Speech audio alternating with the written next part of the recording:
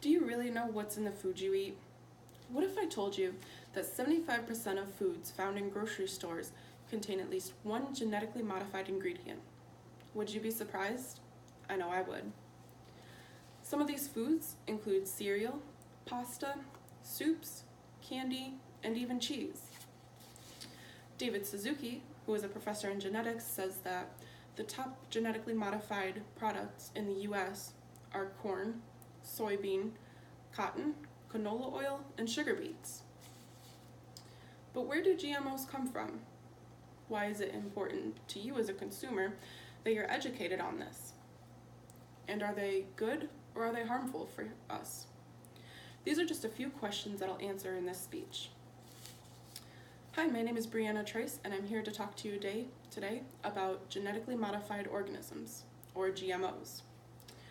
According to the World Health Organization, GMO is defined as being an organism, whether that be a plant, animal, or microorganism, that has had its DNA or genetic material altered. In other words, this means that the organism's DNA has been transferred from one species to another. But why were GMOs created? Well, scientists believe that by creating GMOs, they would be able to stop world hunger.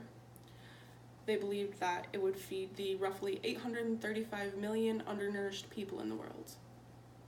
So in 1994, the FDA approved the first genetically modified food, aka the Flavor Saver tomato. The Flavor Saver tomato was meant to stay firm after harvest and stay on the vine longer during shipping. And by 1999, genetically modified foods became widely available in grocery stores. And just 4 years ago, the first genetically modified salmon was created. Although in 2016, the FDA banned the import of this fish due to labeling disagreements. Some critics even called this fish Frankenfish because it was up to 2 sizes larger than the regular salmon. So why is this important to you? Well, GMOs have been at the center of many debates for a long time. I'll give you both the good and the bad side, and at the end let you decide for yourself what you think. Starting with the people who are against GMOs, they claim that the genetically modified foods carry many health risks. They say that these health risks include risks to pregnant women, growth problems, diseases such as cancer, gastrointestinal problems, and reproductive problems. While these are just a few, they claim that there are not enough studies to know the full extent of the problems.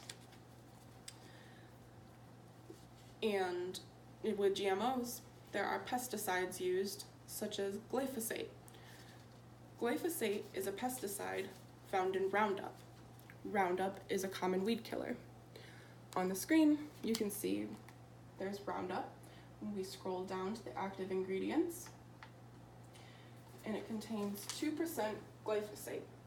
In 1985, the United States Environmental Protection Agency deemed glyphosate a possible carcinogen to humans.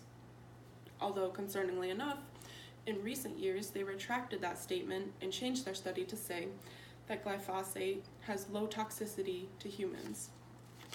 This is concerning, but there are still people that support GMOs, and their reasons are genetically modified crops give a faster and more bountiful harvest while cutting the costs in half. Supporters also say that they're not worried because GMO crops are tested more by the government than any other agricultural advances. These crops have been manipulated to resist drought, disease, and have better nutrition. Some supporters even say that these crops taste better. Now that I've shared with you a little bit of history on GM crops and why they're seen helpful and harmful, I'd like you to take a minute to decide your opinion.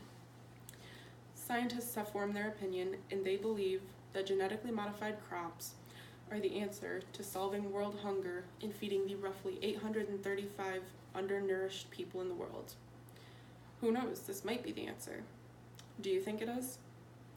It's important for consumers to become educated on genetically modified crops because it impacts not only you, your friends, your neighbors, family, but everybody around us.